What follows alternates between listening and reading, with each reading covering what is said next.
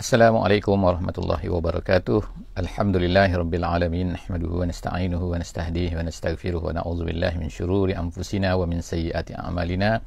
Man yahdihillahu fala mudilla lahu wa man yudlilhu fala hadiya lahu. Nashhadu an la ilaha illallah wa nashhadu anna Muhammadan abduhu wa rasuluh. Allahumma salli ala sayyidina Muhammad wa ala alihi wa sahbihi ajma'in. Alhamdulillah, bersama-sama lagi kita pada pagi ini. Kepada sahabat-sahabat semua yang bersama dengan kita di dalam sesi ini, alhamdulillah kita akan bersama-sama pada kali ini di muka surat yang ke-134 insya-Allah. Iaitu kita akan bersama-sama untuk mentadabbur daripada surah Al-An'am ayat 53 sehingga ayat yang ke-59 daripada muka surat 134. Jadi insya-Allah kepada sahabat-sahabat semua agar jika ada kemudahan untuk membuka mushaf untuk sama-sama kita meneliti membaca daripada muka surat ini insya-Allah. A'udzubillahi minasyaitonirrajim. Bismillahirrahmanirrahim. Wa kadzalika fatanna ba'dahum bi ba'd liyaqulu ahaula'i manallahu 'alaihim min bainina alaysallahu bi'a'lama bisyakirin. Sadaqallahul azim. Alhamdulillah, jadi kepada sesiapa yang bersama dengan kita pada pagi ini, moga dapat memberi feedback tentang suara dan juga tentang video pada kali ini insya-Allah. Jadi apa yang kita terbaca tadi, apa yang saya bacakan sebentar tadi adalah berkenaan dengan sambungan apa yang telah kita ceritakan sebelum daripada ini, iaitu Allah Subhanahu Wa Taala melarang Nabi sallallahu alaihi wasallam dalam muka surat 133 penghujung, iaitu Allah Subhanahu Wa Taala telah melarang Nabi sallallahu alaihi wasallam daripada menghalau ataupun mengusir ataupun tidak membiarkan, tidak membolehkan untuk bersama-sama sahabat-sahabat yang miskin, sahabat-sahabat yang boleh dikatakan rendah lah kedudukannya di dalam masyarakat pada ketika itu, kerana ada permintaan daripada orang kafir pada masa itu, iaitu pembesar-pembesar orang kafir, pembesar Mekah pada masa itu. Mereka ini meminta kepada Nabi SAW, kami tak nak duduk bersama dengan kamu wahai Muhammad, kami tak akan dengar ceramah kamu wahai Muhammad selagi mana tu orang-orang tu ada, iaitu siapa? Iaitu Suhaibnya, Khabbabnya, Ammarnya, golongan hamba, golongan yang kalau mereka tak ada kami akan ikut. Jadi Nabi SAW pernah terfikir, bukan mereka, Nabi SAW nak merendahkan sahabat ni, tetapi pernah fikir untuk mencari jalan dakwah. Adakah itu satu cara dakwah yang terbaik ataupun tidak? Jadi Allah SWT terus mengatakan bahawa jangan kamu usir wahai Muhammad. Kemudian dalam ayat ni Allah Subhanahu Wa Taala memberitahu kepada kita, iaitu ayat hari ini, ayat 53 ni, Allah Taala memberitahu kepada kita satu prinsip, satu kaedah yang perlu difahami oleh kita semua dalam kehidupan ni, iaitu apa dia? Wa kadzalika fatanna. Fatanna ni cuba, maknanya kami cuba, dan begitulah kami cuba. Jadi apa yang berlaku tu, bentuk-bentuk iaitu apa? Ada orang kaya, ada orang miskin, ada orang rendah tarafnya, ada orang tinggi tarafnya, ada macam-macam lah kan, golongan manusia ni ada yang Allah Ta'ala beri. Jadi kena ingat bahawa semua benda tu yang Allah Ta'ala yang berikan, bukan manusia tu boleh naik sendiri. Kalau Allah Ta'ala nak rendahkan, Allah Ta'ala akan azalla, akan rendahkan, akan hinakan seseorang itu. Jadi semua itu adalah kehendak Allah SWT. Jadi Allah Ta'ala sebut sini, kenapa Allah Ta'ala buat macam tu? Ada kaya, ada miskin dan sebagainya tu. Jadi Allah Ta'ala kata fatanna ba'dahum bi ba'din. Allah Ta'ala uji sebahagian daripada sebahagian kamu. Maknanya ada sebahagian kaya, ada sebahagian miskin, ada sebahagian yang hina, ada sebahagian mulia tu. Itu semua adalah merupakan ujian daripada Allah Subhanahu Wa Ta'ala. Ba'dahum ala ba'din. Sebahagian daripada sebahagian manusia. Kemudian liyaqulu, mereka supaya ni lahirlah daripada situ apa dia? Sikap-sikap orang-orang manusia ni. Liyaqulu, lalu adalah di kalangan mereka tu akan berkata, ahaula'i manallahu alaihim min bainina. Orang kaya ni mereka fikir bahawa semua benda ni, bahawa orang mulia ni, orang syurafa katakan dalam masyarakat ni, mereka fikir bahawa oleh kerana mereka ni kaya, mereka mesti dah dapat kemudahan dan mereka mestilah sepatutnya mendapat hidayah. Tapi tiba-tiba apa yang berlaku iaitu ramainya orang yang mula-mula sekali masuk Islam adalah terdiri dari kalangan orang-orang yang miskin, al-mustad'afin, orang-orang yang hina dina dalam mata masyarakat. Jadi mereka itu tiba-tiba, jadi oleh kerana itulah maka berkatalah orang-orang ni, manallahu alaihim min bainina, dia kata alaysallahu bi'a'lama bisyakirin. Jadi mereka kata ahaula imanallahu alaihim min bainina, adakah mereka ni pula dapat kelebihan?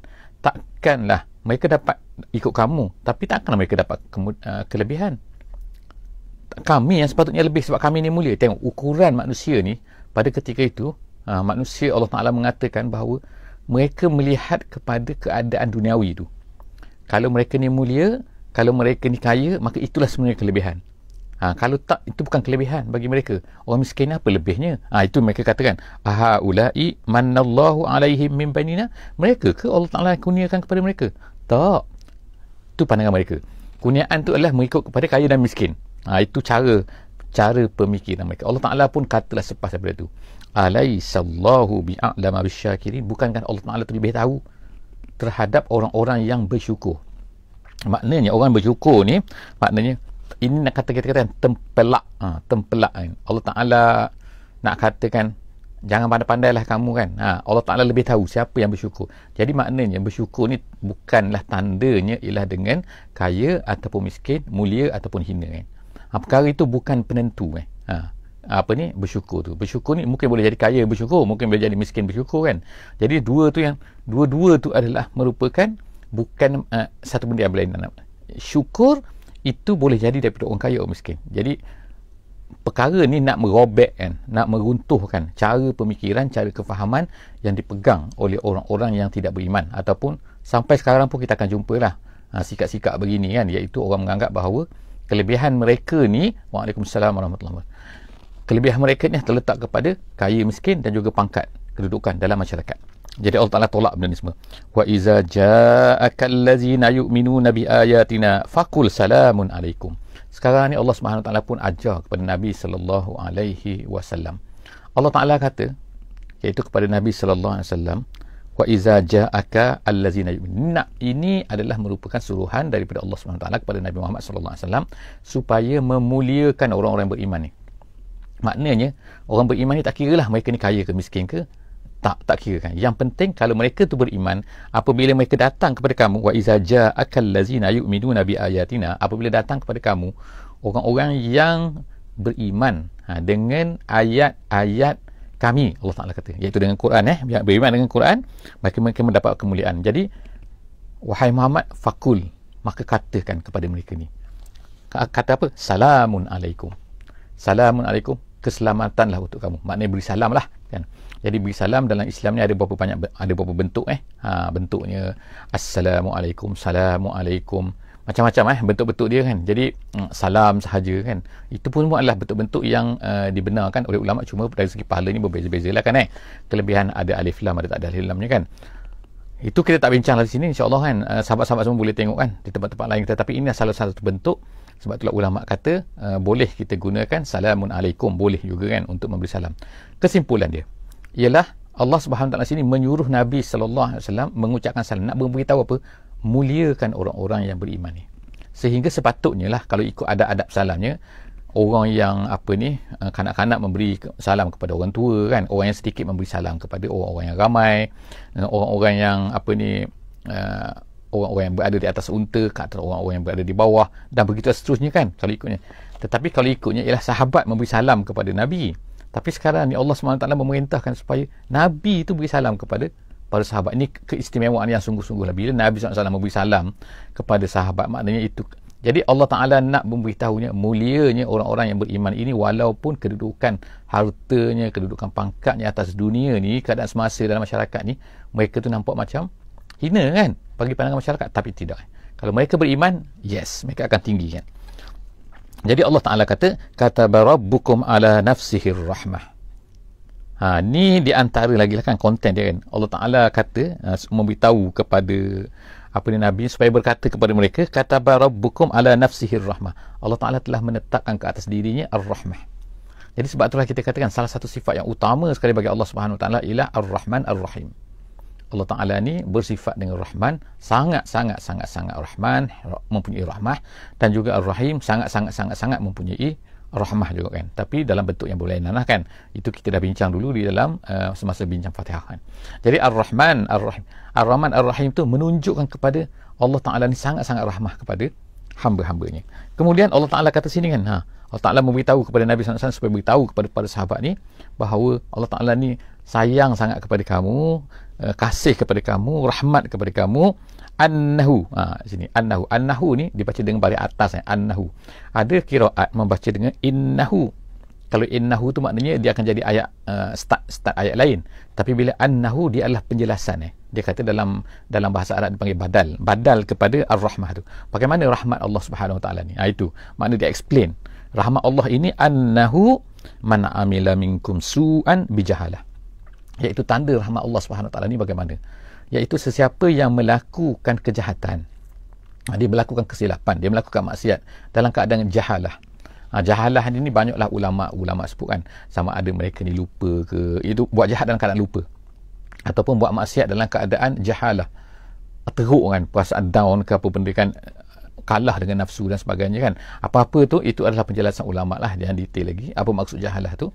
Tapi di sini maksudnya ialah Allah SWT nak ceritanya sangat sayang kalaulah seseorang yang beriman itu, dia beriman, dia yakin, dia memang orang beriman, tapi kemungkinan kadang-kadang dia buat salah. Jadi dia buat salah dalam keadaan dia jahalah. Lepas tu summata mabim ba'di, kemudian selepas tu dia bertaubat. Maknanya dia tak berterusan lah di dalam kejahatan dia sebagaimana orang kafir kan. Jadi dia bertaubat selepas itu. Summata mabim ba'di wa aslaha, dan tak cukup dengan bertaubat saja, dia memperbaiki maknanya dia berubah, dia beramal baik. Dan itulah yang Nabi SAW katakan, apa ni tamhuha. Kalau kita wa atbi'is sayyi'ata al-hasanata tamhuha, dalam hadis Nabi SAW kan, hadis yang ke-19 kan, kalau kamu buat satu kesalahan, maka buatlah kebaikan selepas daripada itu. Kenapa? Kerana dia akan memadamkannya. Begitulah kan memang konsep dia kan. Maknanya kalau kita memang tersasul, tersalah kan, terbuat penuh kejahatan kan dengan tidak reda, tapi macam mana kan nafsu kan sebagainya kan. Jadi lepas daripada tu, buatlah kebaikan dengan banyak kan, sedar cepat-cepat, taubat cepat-cepat.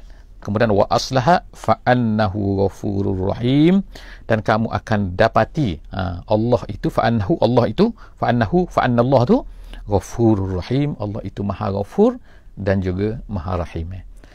Itu adalah maknanya Allah Taala adalah rahmah, mempunyai rahmah, mempunyai rahim. Allah Taala semua sifat-sifat dengan tu. Kemudian Allah Taala juga tanda rahmat Allah, tanda rahim Allah tu ialah dia ni ghafur, dia ni rahim. Tengok kan banyaknya kan, betapa banyaknya apa ni sifat-sifat Allah, betapa perlunya kita ni bila mempelajari Asmaul Husna tu kan, iaitu kita pelajari betul-betul, kita akan boleh dapati kita akan boleh kenali Allah Subhanahu Wa Taala melalui Al-Asmaul Husna, sebagaimana yang saya telah sebutkan sebelum daripada ni, yang telah dibuat oleh sahabat saya kan. Di negara Brunei ni ada seorang juga yang telah menjelaskan perkara ni kan, dengan setiap satu-satu kan, setiap apa ni, setiap kali ceramah dia akan buat satu tu, masya-Allah kan, iaitu Ustaz Yusof Majid kan. Jadi insya-Allah kan boleh cari dalam Facebook dia, insya-Allah ada Facebook dia, Yusof Majid Seterusnya Allah Subhanahu Wa Taala pun sebut wa kazalika, sebagaimana Allah Taala telah, maknanya banyak benda kan Allah Taala wa kazalika, maka begitulah Allah Taala kata nufassilul ayat walitastabina sabilul mujrimin. Nufassilul ayat, Allah Taala kata nufassilu maknanya nubayyin. Jadi maknanya Allah Subhanahu Wa Taala begitulahnya Allah Taala ni menjelaskan ayat-ayatnya. Allah Taala ceritakan semua kan, cerita macam ni, nufassilul ayat.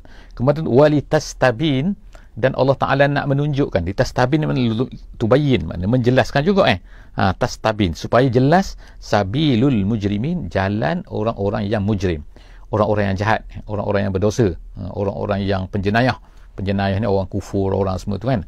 Jadi maknanya sekarang ni kan Allah Subhanahu Wa Taala menjelaskan ayat-ayatnya, dan begitu juga kan Allah jelaskan juga perangai-perangai orang kafir. Jadi di sini ulama-ulama katakan betapa pentingnya kita ni ialah iaitu kita ni mengetahui kejahatan orang kafir juga. Maknanya tak boleh kita ni tahu tentang Islam tapi kita tidak tahu jahiliah. Sebagaimana kata Sayyidina Umar radhiyallahu anhu kan, iaitu kata Sayyidina Umar radhiyallahu anhu, kenapa kita ni perlu tahu jahiliah? Supaya kita tahu jahiliah ni, supaya kita boleh hindari. Jangan tak tahu jahiliah, tiba-tiba terkejut kan. Ya Allah, katakan ini jahiliahnya. Tiba-tiba terikutlah sebab tak tahu ini jahiliah. Jadi kita tahu jahiliah. Jadi zaman sekarang ni kita tengok dalam televisionnya, dalam apa ni kan, dalam surat khabarnya kita boleh tahu kan, dalam internetnya kan. Jadi sebab itulah kan, kalau kita ni ada anak dan sebagainya kan, bila kita tengok TV keluarlah benda-benda yang tak betul kan, kita kena explain kepada dia. Sebab apa? Kalau tidak, kalau kita pun tengok, dia tengok, lepas tu kan tertengok lah kan, bukan sengaja nak tengok kan, tertengok apa benda yang berlaku tu kan, sekolah dalam berita dan sebagainya kan, dalam televisyen tu kan, dalam internet dan sebagainya. Jadi kena cerita, kena explain kepada anak-anak, kepada yang kecil supaya tahu yang ini adalah jahiliah. Inilah cara di mana jahiliah ada. Tengok kan, ni tak tutup auratnya pembaca warta berita dan sebagainya kan. Itu maknanya kena cerita supaya masukkan faham kan, dalam diri kanak-kanak tu bahawa itu adalah merupakan jahiliah. Jadi Allah Subhanahu Wa Taala sebut kat sini pentingnya kat sini walitastabin sabilu, walitastabin walitastabina sabilul mujrimin. Itu adalah penjelasan yang dibuat oleh para ulama lah tentang perkara ni. Kemudian kul inni nuhitu an a'budallazina tad'una min dunillah. Katakan, beritahu. Jadi mereka ni sibuk kan ajak Nabi sallallahu alaihi wasallam ni supaya kadang-kadang macam-macam ajakan orang-orang kafir ni. Kadang-kadang ajak bersama-sama menyembah Tuhan lah, kadang-kadang bergilir-gilir lah, satu hari sembah Tuhan kau, kami akan ikut. Kemudian tu macam-macam. Itu cara kan, cara yang apa dibuat oleh orang-orang kafir ni kan. Orang-orang yang macam mana mereka ni nak menarik Nabi ni kan. Jadi Allah SWT beritahu kepada Nabi sini supaya explain kan, dengan jelas kan, clear kan, supaya memberi kata putus kata putus apa? Kul, katakan wahai Muhammad, inni nuhitu, aku ditegah kan. Tak boleh. Mana boleh aku ni buat kerana apa? Kerana nak raikan, kerana nak ambil hati ke dan sebagainya. No kan. Perkara-perkara maksiat tak boleh kita buat perkara yang maknanya maksud maksiat ni lah perkara yang memang jelas. Maksiat tu maknanya sepakat ulama, semua tak ada ulama kata benar kan. Ada setengah-setengah perkara tu memang perkara tu adalah ulama-ulama khilaf kan, khilaf pendapat. Itu cerita lain. Kita jangan sentuh benda tu. Kita nak sentuh benda-benda yang memang clear. Memang tak boleh. Ulama kata tak boleh, tak ada kata boleh kan. Jadi kita bertolak ansur dalam perkara tu semata-mata kerana apa? Nak ambil hati dan sebagainya. Jadi Allah Ta'ala kata no. Kul inni nuhitu, masalah beribadah kepada selain daripada Allah ni kan, a'budal lazina tad'una min dunillah, berhalanya dan macam-macam lagi lah apa yang kamu ajak aku ni kan. Allah SWT beritahu kepada Nabi nuhi tu, walaupun dengan tujuan yang baik pun tak boleh juga walaupun tujuan kita kata tak apalah, tujuan saya nak ambil hati dia kan, nanti mungkin dia ajak tak, kerana itu akan menyebabkan kekonfusan orang baru kepada Islam, dia akan confuse. Betul ke benda ni kan? Kalau salah kenapa dia ni buat juga kan? Bukan dia ni orang Islami ke, grup Islam ke dan sebagainya kan. Jadi itulah bahaya kita ni kan, yang mewakili grup Islam ni terutamanya kan, ataupun ulama ataupun orang yang diikuti dalam masyarakat kan.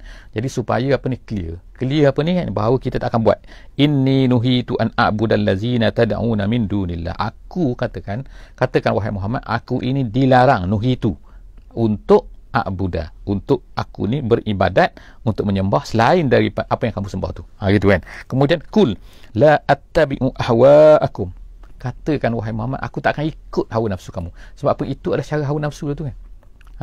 Ikut apa ni, ikut syaitan lah, ikut ibadat selain daripada Allah lah, ikut berhala lah kan. Tu semua tu adalah hawa nafsu kamu kan. Ahwa'akum, Allah Ta'ala kata aku tak akan ikut. Qad dalaltu izan, qad dalaltu izan, kalau aku ikut bermakna aku ni sesat. Itu maksud dia. Qad dalaltu izan. Kalau aku ikut, nescaya aku ni sesat ni. Dalaltu. Wa ma ana minal muhtadin, dan aku tak akan jadi orang yang mendapat petunjuk kalau macam tu kan. Maknanya aku akan sesat jugalah sama dengan kamu kan. Walaupun maknanya sembah sekejap ke dan sebagainya. No. Tak boleh kan. Itu maknanya bukan sembah selama-lamanya. Kalau sembah selama-lamanya memang jadi kufur kan. Tapi kalau maknanya kan bertolak ansur dalam perkara-perkara akidah pun, itu sangat-sangat bahaya kan kepada kita semua Allah Ta'ala larang sini. Kul inni ala bayyinatin, katakan wahai Muhammad lagi, katakan lagi apa? Kul, katakan inni ala bayyinatin, aku jelas apa yang aku bawa, apa yang aku faham jelas ala bayyinatin min rabbi, daripada Tuhanku.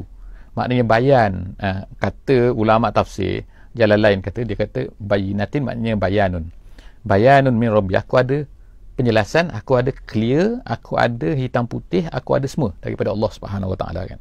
Ala bayyinatin min rabbi wa kazzabtum bihi, dan kamu tipu, kamu mengatakan bahawa apa yang aku bawa ni tipu.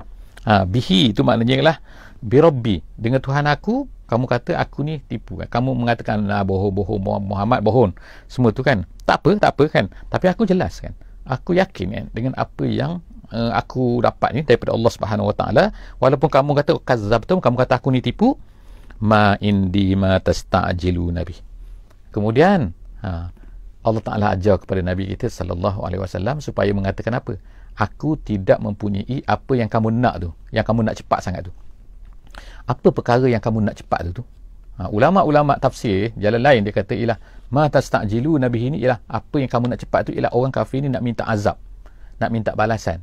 Mereka kata apa kepada Nabi kita sallallahu alaihi wasallam? Mereka kata, Muhammad, kalau kamu ni betul, kamu kata kalau orang yang tak ikut Islam ni gini, mana dia azabnya? Turunlah azab kepada kami. Turunkan malapetaka, tolongkan bala kepada kami. Mereka cabar tu Muhammad sallallahu alaihi wasallam kan. Jadi apa yang Allah SWT ajar kepada Nabi kita sallallahu alaihi wasallam ialah supaya katakan kata perkataan ni, iaitu apa? Ma indi ma tasta'jilu nabi. Aku tak ada, aku tak mempunyai. Maknanya kalau benda tu di tangan aku, kata ulama tafsir kata kan, kalau benda tu di tangan Muhammad, nescaya lama dah aku hentam kau semua kan. Aku campakkan kau, aku bakar semua kan. Sebab aku pun nak berehat juga. Itu astareh, kata tafsir jalan lain. Dia kata kan, aku pun malas juga dengan kau ni. Dah berapa dah ayat ni? 12 tahun Maknanya 12 tahun dah aku penat berdakwah kamu kan. Kalau aku ada azab tu kan, nescaya aku akan habis kan. Aku akan balakan kamu semua dah. Tapi aku tak mempunyai benda tu. Bahkan itu sifat Nabi kan, salah satu daripada sifat Nabi kalau ikut geram manusia kan, emosi manusia. Bahkan Nabi kita kan, dalam masa tahun yang ke-10 kita ingat kan, masa Nabi SAW pergi ke Taif, lalu selepas balik daripada Taif tu kan, orang kafir Taif tu tolak Nabi kan, tak nak terima dakwah dan sebagainya. Lalu apa yang berlaku ialah datang malaikat bukit kan, Jibril dengan malaikat bukit datang offer, nak matikan mereka semua ni, orang Taif ke Mekah ke nak matikan semua. Sebab apa? Kedua-dua grup ni, kedua di Mekah ataupun Taif ni dah tak terima Islam kan. Jadi Nabi kata apa kan? Nabi tak nak, tak apa. Kalau ikut emosi, biarlah hancurkan habis kan tak? Tapi Nabi tak. Ini maknanya kan, kalaulah Nabi ada, Nabi akan hancurkan. Kalaulah Nabi tu maknanya hati dia macam tu, nescaya dia akan hancurkan. Jadi Allah Ta'ala nak ajarkan kepada kita bahawa itulah sifat para da'i. Apa yang Nabi kata, aku mengharapkan akan lahir daripada aslabihim, daripada keturunan mereka ni, orang-orang yang akan memperjuangkan Islam. Jadi orang akan mengatakan la ilaha illallah, menerima syahadah, menerima akidah kan. Jadi memang betul kan, kita tengok kan apa yang berlaku selepas daripada tu, maka Mekah pun jadi Islam, Taif pun jadi Islam, dan Masya Allah kan, kalau ikutnya lah kan, kalau ikut dalam sejarahnya, iaitu Sultan yang membawa Islam yang besar Islam dah sampai kat sini awal, tapi selepas tu yang menjadi pemerintah iaitu Sultan yang ketiga di Brunei ni pun adalah merupakan Sultan yang berasalnya daripada Taif. Jadi maknanya Allah Subhanahu Wa Taala melahirkanlah kan daripada Taif, daripada Mekah ni orang-orang yang menyebarkan Islam, Masya Allah kan. Jadi Nabi SAW tak macam tu kan. Jadi kemudian dia kata ma indi ma tasta'jilu nabihi inil hukmu illa lillah. Penentuan, ni Nabi ajak konsep dia kan kepada kita semua. Inil hukmu illa lillah. Penentuan ni macam mana nak buat ke, nak hukum macam mana ke, nak tentukan macam mana ke, even dalam segala perkara. Even dalam, kita katakan dalam hukum hakam, dalam penentuan, dalam baik buruk, kita nak putuskan macam mana, semua tu adalah terserah kepada Allah SWT. Kalau Allah SWT dah kata macam ni, sebagai contoh lah katakan, orang mencuri potong tangan lah katakan, orang yang berzina kena sebat kan. Jadi kalau kita ni rasa macam kena sebat pula kan, itu dah keputusan Allah SWT. Inilah hukmu illa lillah. Ketentuan hukum tu adalah mesti diserahkan kepada Allah SWT saja. Kecuali kalau Allah SWT tu dah beri kebenaran kepada kita, kepada ulama-ulama, kepada serahkan kepada orang mukmin kan. Yang ni awak semua putuskanlah, putus sendiri. Itu yang kita panggil sebagai ta'zir dalam Islam. Ta'zir tu ialah satu benda yang tidak ditentukan oleh Allah Subhanahu Wa Taala secara clear, tapi Allah Ta'ala serahkan kepada hakim-hakim Islam, pemerintah Islam kan, untuk memutuskan. Itu boleh kan. Selain daripada itu, apa yang telah ditentukan oleh Allah, maknanya sepatutnya manusia ni tak campur tangan dalam apa perkara juga dalam masalah undang-undang ke, dalam masalah ketetapan biasa dalam hidup kita kan. Kalau kita kata satu benda ni tak bagus, maka tak bagus. Kalau Allah Ta'ala kata tak bagus, tak bagus. Kalau Islam kata tak bagus, maka ia tak bagus. Tak kira lah manusia, masyarakat apa kan kata benda tu bagus ke tak bagus. No, masyarakat jangan cakap banyak gitu kata kan. Kalau Allah Subhanahu Wa Taala dah tetapkan satu perkara, benda tu baik ataupun buruk, maka kita mesti ikut cakap Allah Subhanahu Wa Taala, ikut kata-kata Allah Subhanahu Wa Taala. Inilah hukmu illa lillah. Itu maksud inilah hukmu illa lillah. Kemudian tu yaqussul haqqa. Allah Taala menceritakan yang al-haqqa, yang benar.